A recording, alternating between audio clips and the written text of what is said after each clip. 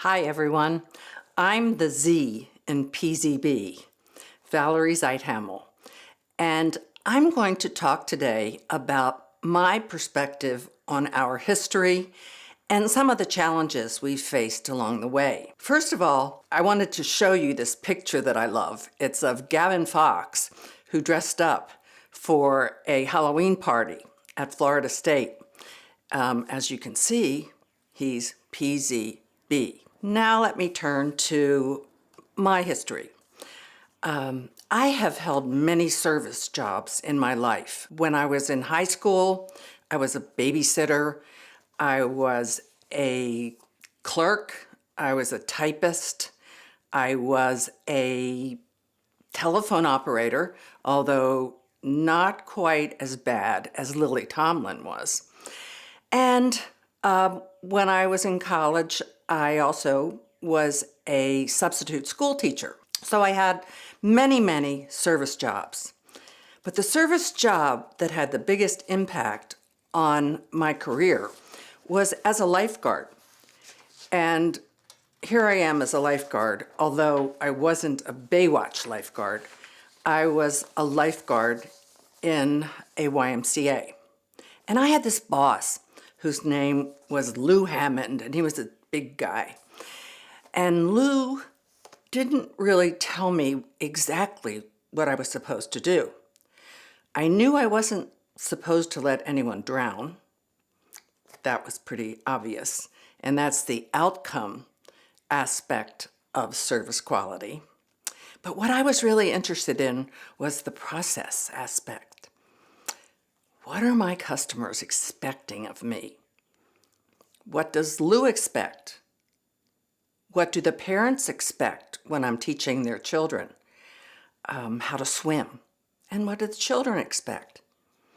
So basically I got to thinking, well, the parents want to know that I'm confident in what I'm doing, that I'm not going to let their children drown, that they want me to be friendly, to learn their children's names. And if you think about it, these are all precursors of ServQual. So way back when I was 15, I was thinking about ServQual precursors. I didn't know they were ServQual precursors at the time, of course. And then when I graduated from my undergraduate school with a degree in psychology, I couldn't find any jobs except as a parole officer. And I really didn't want to do that. So I pounded the streets in Baltimore, Maryland, and joined an advertising agency. I was what they call a suit, which is the person who interacts with the clients. And I eventually had 7 clients. 2 of them were goods firms, Utz Potato Chips, and Kirk Steve Sterling, so tangible things. 5 of them were services. I had the Lord Baltimore Hotel, a bank, the Masonry Institute of Maryland, which provided services to people who wanted to use masonry. I also had Baltimore itself, that was our service client, and the people who founded Inner Harbor. So I knew there were some differences there, but I really wasn't sure of what they were. So I went to the library and I looked up in books about this, and I didn't really find anything. So I decided to go back and get an MBA. I got one at the University of Maryland and took marketing courses there, but all the books talked about goods, beer, blue jeans, cars, everything that was tangible. There wasn't anything about services in these books. Of course, this was back in the days when most of you hadn't been born. Then I decided, well, how about if I stay for a PhD? And then I can write something about services. However, my dissertation committee was opposed to my doing anything on services. They said, it will never get published in a good journal. So I did a dissertation on consumer response to price information environments in grocery stores. I graduated in 1980, and 1981 was a big year.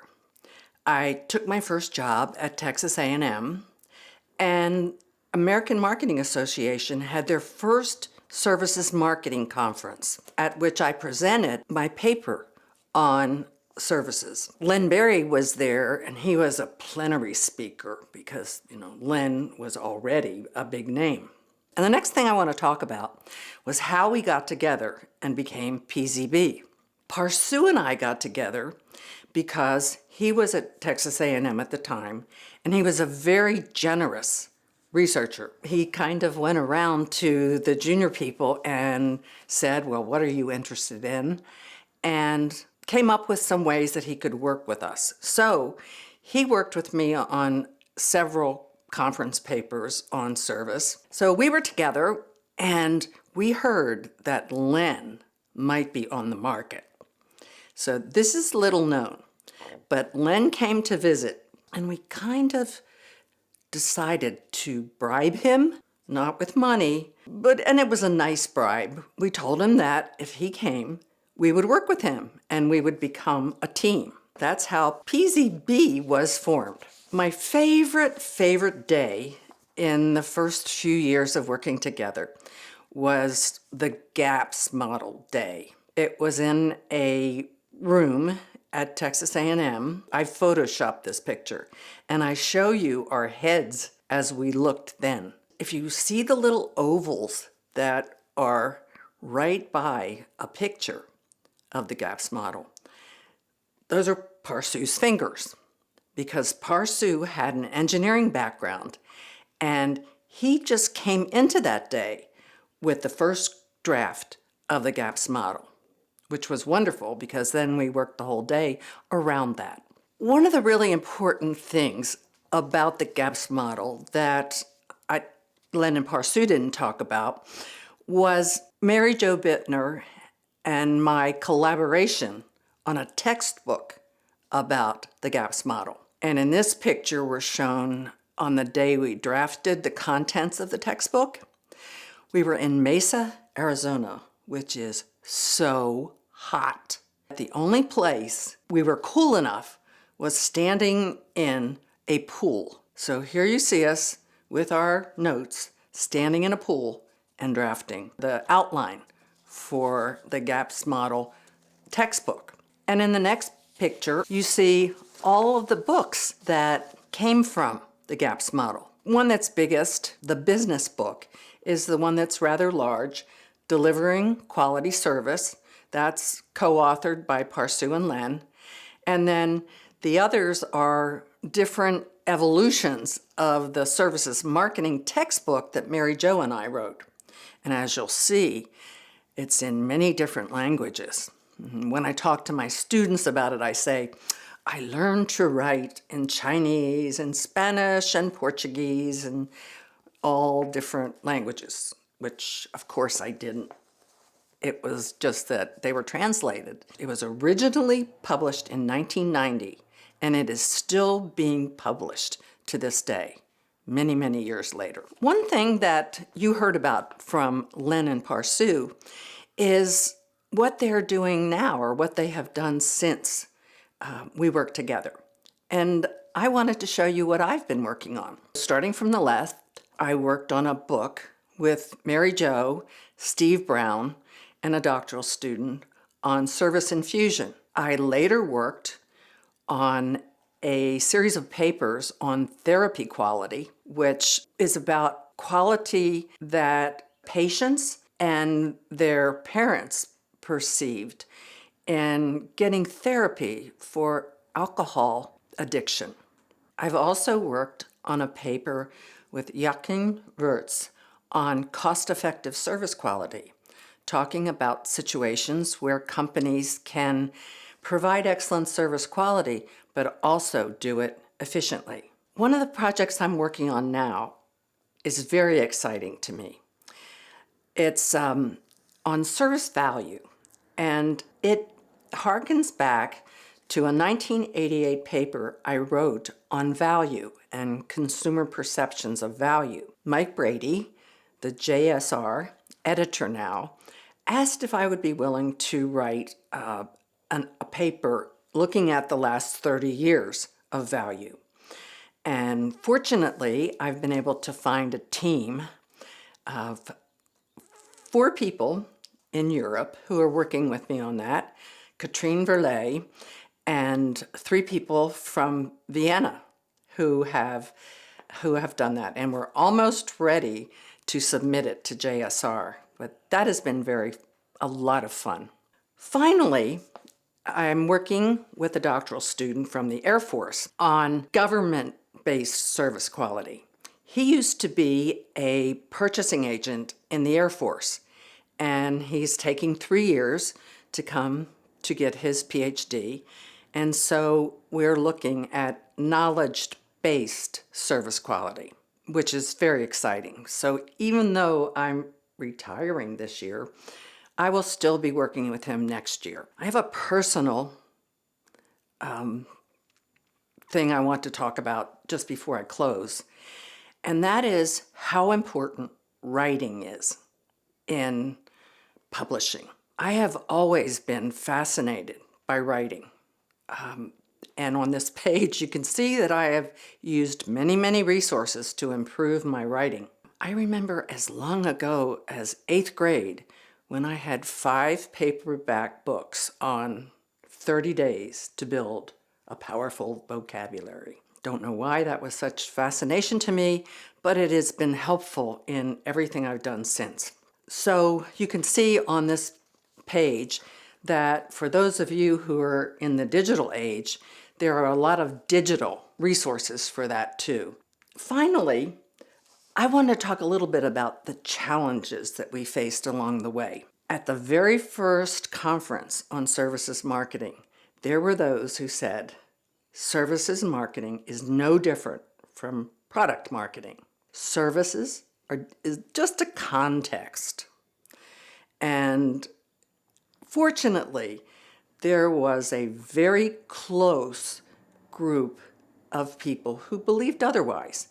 And these people came from Europe, they came from all over. And we got together, and I think about this as the little puzzle pieces that are shown here. We all got together and were very supportive of each other, and this helped us to move forward. They also said, you'll never get this published in good journals. Well, I have to tell you that we have published in JM many times, and sometimes it's hard because, for example, ServQual was rejected by JMR, NJM, and possibly one other journal. They said, it's just a scale, nothing more. The Journal of Retailing, fortunately, accepted that paper. And as Parsu showed you, that is our most cited paper. We also published, or some of us with other co-authors, in JMR, and JSR was born then. And of course, JSR is a wonderful journal with a very high impact factor, and I consider it possibly the best journal for services researchers because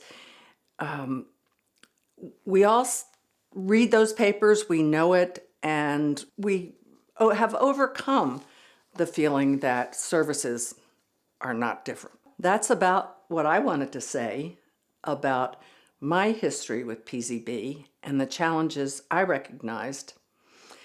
Now I'd like to just turn it back to Parsu and Len and Mary Jo, who's going to serve as moderator. Thank you. and good luck.